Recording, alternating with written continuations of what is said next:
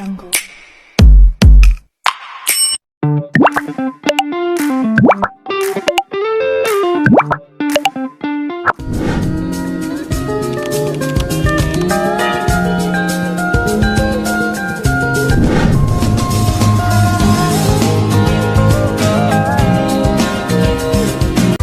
Bismillahirrahmanirrahim. Assalamualaikum warahmatullahi wabarakatuh.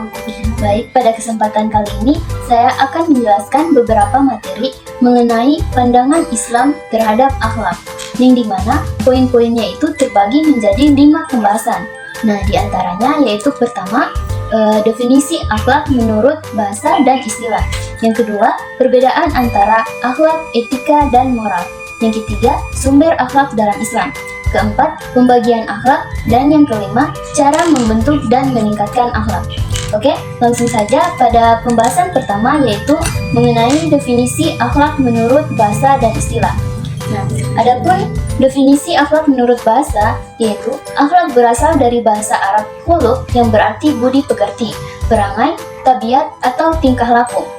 Nah, menurut istilah, akhlak adalah sifat yang tertanam dalam jiwa seseorang yang mendorongnya untuk melakukan perbuatan secara spontan dan mudah tanpa perlu pemikiran atau pertimbangan secara langsung.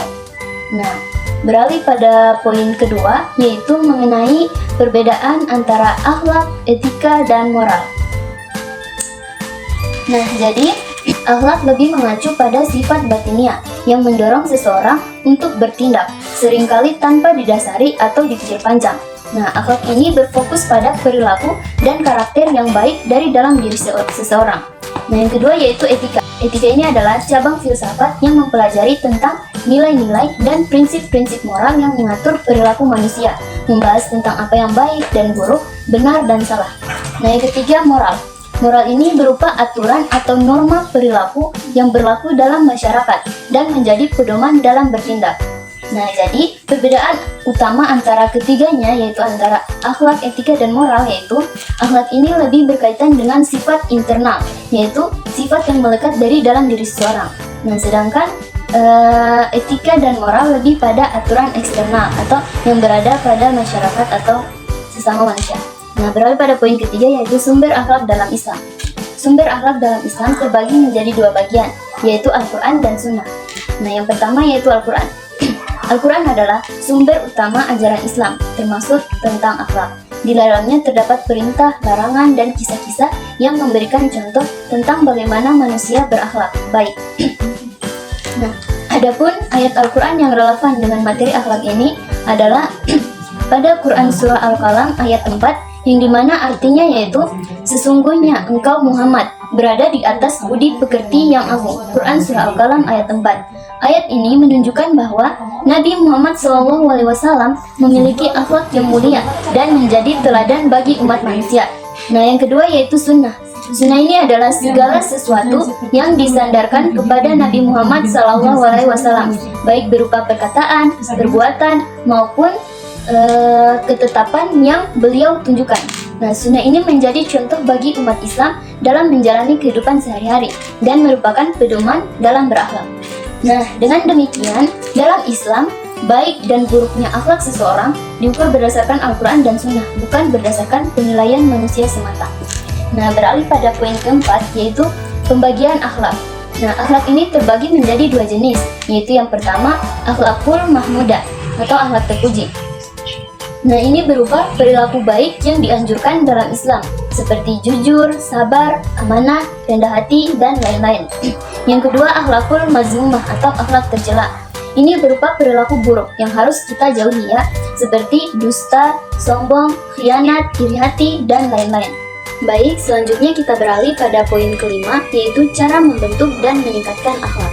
Nah, adapun cara-cara untuk membentuk dan meningkatkan akhlak yaitu dimulai dengan yang pertama, membiasakan diri. Nah, di sini kita melatih diri untuk melakukan perbuatan baik secara konsisten hingga menjadi kebiasaan. Yang kedua yaitu dengan menuntut ilmu, yaitu mempelajari ajaran Islam dan nilai-nilai akhlak yang benar. Yang ketiga yaitu memperbaiki niat.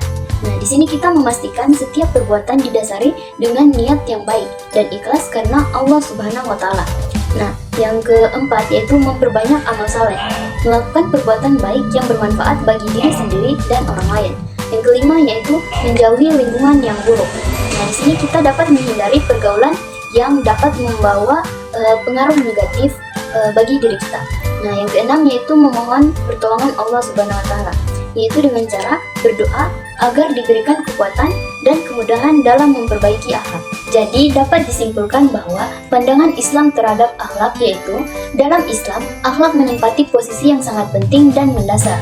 Akhlak bukan hanya aturan perilaku sosial, tetapi merupakan bagian inti dari keimanan dan ibadah seorang muslim. Islam memandang akhlak sebagai pilar utama dalam kehidupan beragama. Tanpa akhlak yang baik, ibadah seseorang bisa kehilangan maknanya. Akhlak adalah cara nyata seorang muslim merefleksikan imannya dalam kehidupan sosial, bermasyarakat, dan berinteraksi dengan alam. Mungkin demikianlah video pembelajaran yang dapat saya berikan. Lebih dan kurangnya mohon dimaafkan. Akhir kata, wabillahi taufiq wal hidayah. Wassalamualaikum warahmatullahi wabarakatuh.